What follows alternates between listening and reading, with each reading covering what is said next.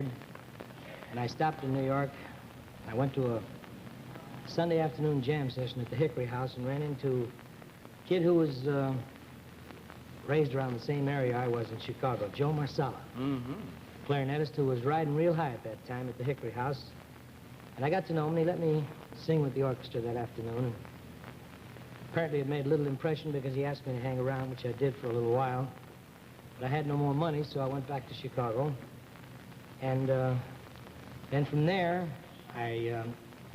Of course, in New York, you lived 4 days on, I think, 1-cent candy bars that was a later period. And for long months, you worked in a little Italian restaurant, not having the heart to ask for more expensive dishes. What did you eat there every day? Spaghetti. You like it today? Not too well. Didn't you write him once when you had to have $20, Sam? Yes, and he sent it, too. I didn't know how tough he had it until later he wrote asking for the same 20 bucks. Yeah. And one winter, the day before Christmas, Joe, what happened? Well, Mom told us older kids that we wouldn't be getting anything for Christmas that year. Of course, we felt very bad because the younger ones, Philly and Gloria, would be getting no gifts. We got our gifts anyhow because that day a money order came in from Frank in the mail for $75. You nervous?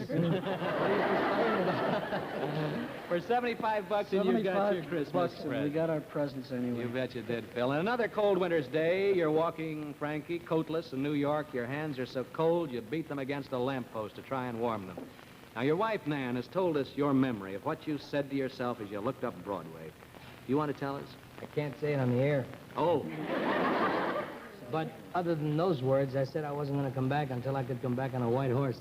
And that's the driving determination that made you a great star, Frankie Laine. Now, in a moment, we'll see how the break you kept believing in finally came. Now, I think I need a breather as well as you, Frankie, and the family will probably want to relax over there. Boy, it was a real tough job to surprise you. Isn't that right, Bob Warren? Right, Ralph. This is your life, Frankie Laine, born Frank Paul LeVecchio in Chicago. Today, the idol of millions. My heart knows what the wild goose knows, and I must go where the wild goose goes. Wild goose, brother goose, which is 1940, your wild goose days of wandering in. You take a defense plant job in Cleveland. Knowing Hollywood is a show business center, you asked the Parker Company to transfer you to their branch here in Southgate, California. When was that, Frankie, remember? August of 1943.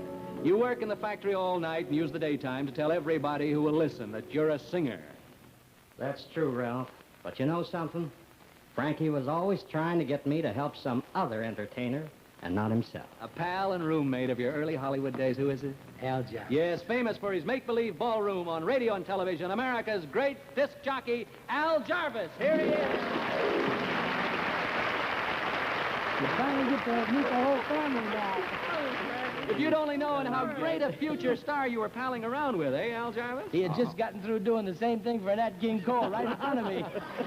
Well, if I'd have known at the time that he was going to turn out this great, I never would have let him wear my socks. No, never. Or use the razor blades. Frankie, at that time, needed a lot of encouragement. And it's a strange thing, Ralph, but we'd go to the different hospitals every Sunday. He'd give up his only Sunday, his only day off, and we'd go to the different hospitals to entertain the GIs. And he was such an inspiration to them that they, in turn, felt that they had to just really keep him going. And so no matter how big a name we'd bring out to the hospital, no matter how big the orchestra, Frankie would always stop the show. So I told him, since the GIs give you so much encouragement, Frankie, you can't stop now. Right. And the war over, you quit your job at the war plant there. Thank you very much, Al Jarvis. Thanks for your part in Frankie's life. When you're smiling, when you're smiling, the whole while. 1945, you keep smiling so your friends won't know you've run out of money. Frankie used to come to my restaurant all the time. I loved him because he's dead. And he is a good friend of mine. Now, your father used to cut this man's hair in the old days in Chicago, owner of the Naples restaurant at Sunset and Gower here in Hollywood. Here is your good friend, Ralph Boccia. He's a Boccia. I never thought I would see you here. Frankie, Mr. Boccia was a real good friend in those lean years, wasn't he? Yes, he was.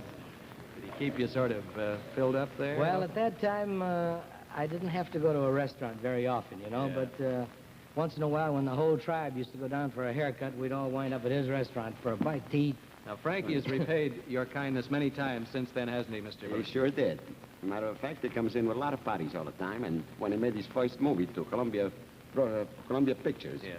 he came in with a whole cast and with a whole crew. Yeah, you really laid it on us, too, kid. That was to make us.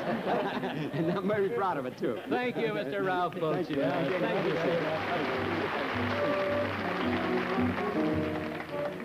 I'm looking over a four-leaf. 1946. Still no luck. You're 34. To be near music eases the longing to make music. You like to go to a musician's hangout on Vine Street where your musician pals ask you to get up and sing a chorus or two now and then? All musicians lived and died in my place, and I shipped their bodies to Petrillo. That's a voice that is a voice. Who is he, Frank? Billy Berg. Proprietor of that little place that was real crazy. Angel of Local 47, a patron of the arts. Here he is, Billy Berg.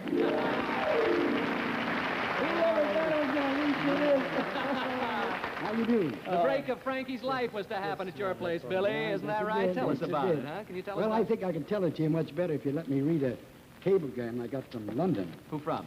Ogie Carmichael. He says, Frankie, how well I remember the night I Stood out. Oh, yeah, I stood up. I haven't got my glasses. Need your glasses? We'll use mine. Wherever you live, man.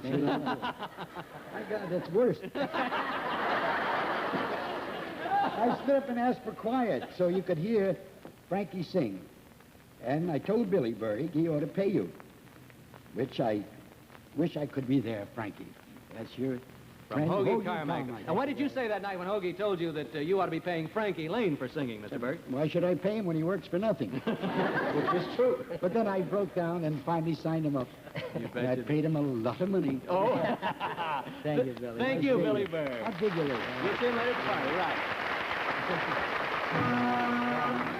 I may be wrong, but I really think you're wonderful. And I may be wrong, but I really think you're swell. Being there singing at Billy Berg's sets up for you one of the famous long-shot events of show business. I came out from Chicago to make a Mr. Kitzel recording of Pickle in the middle and the mustard on top. I never gave a thought to Frankie Laine. I was only interested in pickles and mustard. Now, Frankie, in 1946, that gentleman was head of the Mercury Record Company, now a vice president of Music Corporation of America, the man who lit the fuse for your skyrocket ride to success. Here is Burl Adams. Here he is.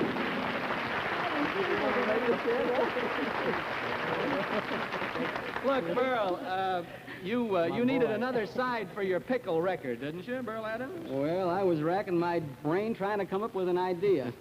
And one night at Billy Berg's, I heard Frankie sing, I may be wrong, but I think you're wonderful. That's right. I always liked Frank's singing, but I had my doubts. I didn't know if the public would take to his unusual style. But I decided to take a chance and paid him $25, and we made the record. The record sold, and I came back and signed Frank to a record contract. Well, that's because Al played it like crazy. He sure did. He better. But before the next session, Frank bent my ear with an old song that I'd never heard before. In fact, I couldn't find any sheet music, nor could I find the name of the publisher. What was that song, Frankie? That's My Desire. That's My Desire. You had heard a girl in Cleveland sing it years earlier, I believe. So you record Frankie Laine singing That's My Desire, accompanied on the piano by a man who has become your great companion and partner, Carl Fisher. What happened then, Burl? Well, I paid him an advance of $50 for the record date, and nothing happened to the record for 5 long months. And then all of a sudden it started to rain. Rain dollars. That record sold over 2 million copies. Wow. And the first royalty check that I handed over to Frank, the very first one, was $36,000.